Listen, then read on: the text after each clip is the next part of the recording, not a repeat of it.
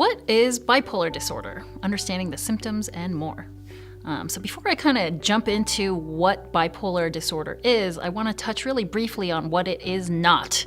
I think people love to use this term and throw it around when someone has mood swings. So, you might know somebody that's like happy one minute and can get really mad at you the next minute because you did something like didn't pick up their dry cleaning on time. And so they went from laughing with you to yelling at you in the span of a short time. So people love to say like, yeah, my friend got really mad at me because I didn't pick up this thing for her. She's so bipolar. But like I said, that is not really indicative of what this disorder is. So now that we have a clear idea and understanding of what it is not, we can talk a little bit more about what it is. So bipolar disorder is not just about having mood swings. It's a serious neurochemical imbalance that causes and leads to serious shifts between really extreme depressive and manic episodes. I'm going to be talking about features of a depressive episode as well as a manic episode so that you can have a better understanding of what these really extreme shifts might look like. In a depressive episode, you might see someone that has, no motivation. It may appear that they really don't have much will to go out there and live their lives. They might stay in bed for days at a time, experience what's called anhedonia, which is the loss of interest in pretty much everything. They just seem extremely sad and mopey all the time. They might even cry for days on end. Maybe they're not taking care of themselves in terms of getting up to take a shower or brushing their teeth. And then you might see this cycling into the other extreme, which is a manic episode. And in a manic episode, individuals report feeling pretty good. They might experience euphoria, a lot of energy, high energy. And with that energy, sometimes they can also feel a little bit on edge or irritable. And so these two extremes and the cycling between them is what we know as bipolar disorder. And there are some different categorizations for these disorders, which I'm not going to get into the nitty-gritty details of, but we will be talking a bit more about bipolar disorder.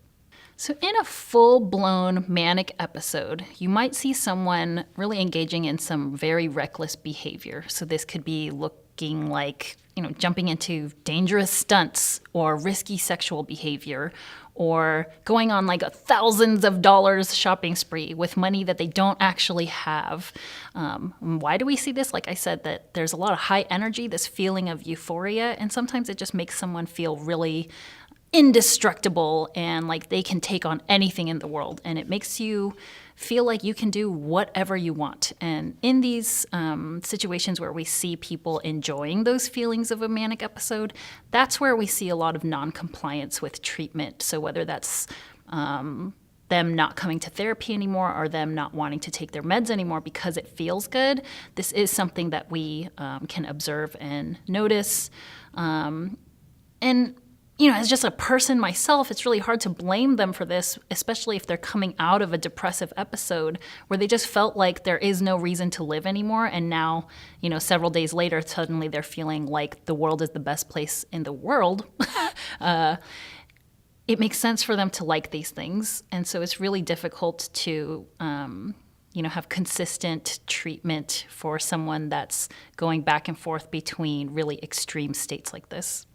So currently, we're living more with the understanding that bipolar is a lifelong condition and in most cases can be managed pretty well through a combination of talk therapy and medication management. So it is quite important to consider having a coordinated care team if this is something that you are struggling with.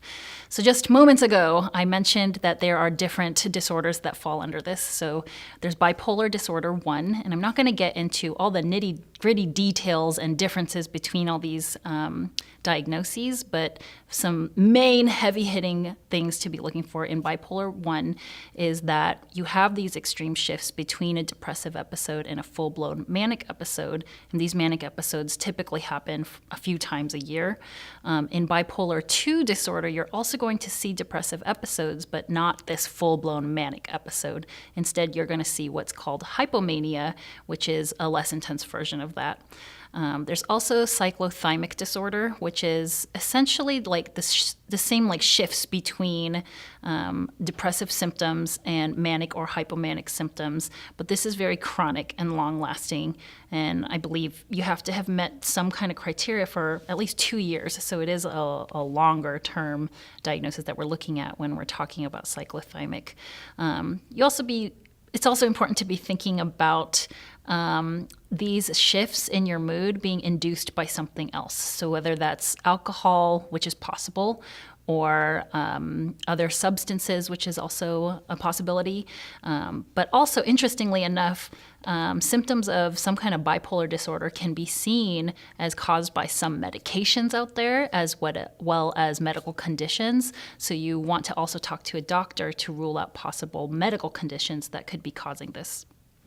Research has shown us that bipolar disorder does not get better on its own. It doesn't just go away. And so it is one of those things that it's going to be really difficult to manage by yourself. So if you find that you may be struggling with something like this, I highly encourage you to seek out some kind of professional help, whether that's through a therapist or by talking to your primary care doctor first. I think that you can live a happy, healthy, and fulfilling life even if you're struggling with some kind of diagnosis like this. It's just a matter of finding a support system and people out there that can help. If you liked this video, please feel free to subscribe to our YouTube channel where you'll find a lot more content on a variety of mental health topics. If you're interested in learning more about online counseling, please click the link to BetterHelp.com below.